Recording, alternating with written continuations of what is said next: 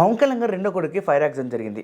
నిన్న పవన్ కళ్యాణ్ గారు వచ్చి ప్రెస్ మీట్ పెట్టారు. ఏం జరిగిందో క్లియర్గా అందరికీ ఎక్స్ప్లెయిన్ చేశారు. తర్వాత ప్రముఖులందరూ మెసేజ్లు పెట్టారు, ట్విట్లు చేశారు, ఫోన్లు చేసి కనుక్కున్నారు. నరేంద్ర మోడీ గారు కూడా ఫోన్ చేసి కనుక్కున్నారు. అండ్ సింగపూర్లో ఉన్న మన ఇండియన్ ఎంబసీని కూడా దగ్గర ఉండి వాకప్ చేయమన్నారు. ఇదంతా బాగానే ఉంది.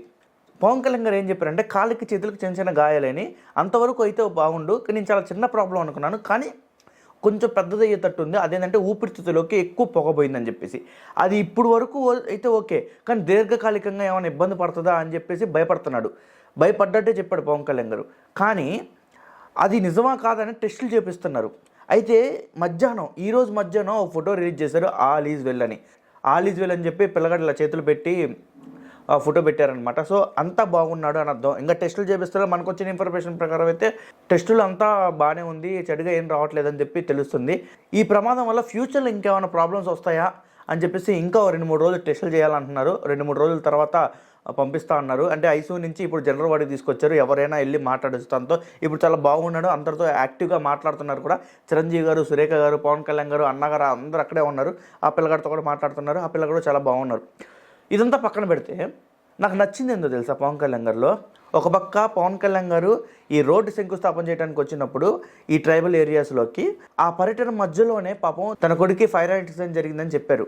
ఇమీడియట్గా మీరు వెళ్ళాలి సార్ సింగపూర్ అని చెప్పారు. కానీ పవన్ కళ్యాణ్ గారు లేదు, నేను మాట ఇచ్చా, అది నిరూపించుకోవాలి అని చెప్పి ట్రైబల్ ప్రజలకు మాట ఇచ్చినట్టు అక్కడ ఉన్న వాళ్ళ దగ్గరికి వచ్చి సభ పెట్టి వాళ్ళ ఆ కార్యక్రమాలను ఓపెన్ చేసి మళ్ళీ తిరిగి నిన్న సాయంత్రం వెళ్ళాడు. అంటే పర్యటన ఎక్కడ రద్దు చేసుకోలేదు. ఎందుకు? అది చాలా పెద్ద ఇంపార్టెంట్. అసలుకి ఆ ట్రైబల్ ఏరియాస్లో రోడ్డు అంటే ఏంటో తెలియదు. శ్రీకాకుళం ఇంకా లోపల ఉన్న అరకు ఏరియాస్లో ఆ రోడ్లు, తార్ రోడ్లు అంటే ఏం తెలియదు. హాస్పిటల్కి వెళ్ళాలన్నా ఏది వచ్చినా కానీ ఒకటి చచ్చిపోవాలి, లేకపోతే భుజాల మీద మోసుకుంటూ పోవాలి. రోడ్లు అంటూ తెలియదు. వరదలు వస్తే ఇల్లు కొట్టుకుపోతే అసలుకి ఎన్ని రోగాలు అంటే అన్ని రోగాలు అక్కడ ఉంటాయి. వాళ్ళు అలా అంత దైన్యంగా బతుకుతున్నారు. అండ్ డబ్బులు ఏమైనా తక్కువ వస్తాయా అంటే 1000 కోట్లు వస్తాయి సెంట్రల్ గవర్నమెంట్ నుంచి ట్రైబల్ ఏరియాస్కి. కానీ రోడ్లు లేరు. ఎందుకు తెలుసా? ఆ డబ్బులు వేరే పథకాలు వాడతారు. అక్కడ వేసిన ఉపయోగం లేదు కదా. ఏదనంటే ఏమంటారు, అడవిలో ఉంటాం, ఎందుకు బయటకు వచ్చి బతకండి, ఇక్కడ దాకా ఎవరు వేస్తారు, అనవసరంగా డబ్బులు వేస్ట్, రోడ్లు మొత్తం అడవే కదా అంటారు. అసలుకి వాళ్ళు పుట్టింది అక్కడ, పెరిగింది అక్కడ, బతికేది కూడా అక్కడ. వాళ్ళు మనం బయటికి రమ్మంటాం ఎంత పెద్ద తప్పు. ప్రజలు ఎక్కడుంటే సర్వీస్ అక్కడ ఉండాలి కదా.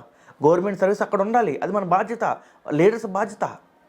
ఇప్పుడు పవన్ కళ్యాణ్ గారు అదే చేస్తున్నారు. చాన్నాళ్ళ తర్వాత ఇలాంటి నాయకుని చూస్తున్నాం మనం. అసలుకి పవన్ కళ్యాణ్ గారికి ఆల్రెడీ థ్రెట్ ఉంది ఈ మావోయిస్టుల దగ్గర నుంచి. అది కూడా లెక్క చేయకుండా పవన్ కళ్యాణ్ గారు ఏదంటే హ్యాట్స్ ఆఫ్ చెప్పచ్చు పవన్ కళ్యాణ్ గారికి. నడుచుకుంటూ బురదలో నడుచుకుంటూ 2-3 కిలోమీటర్లు నడుచుకుంటూ వెళ్ళాడు ఆయన. ఒక లీడరు అలా బురదలో నడుచుకుంటూ వెళ్తూ, అది అడవిలో, దట్టు మావోయిస్టు తట్టున్న వ్యక్తి, అసలుకి ఎంత డేరు ఉండాలి.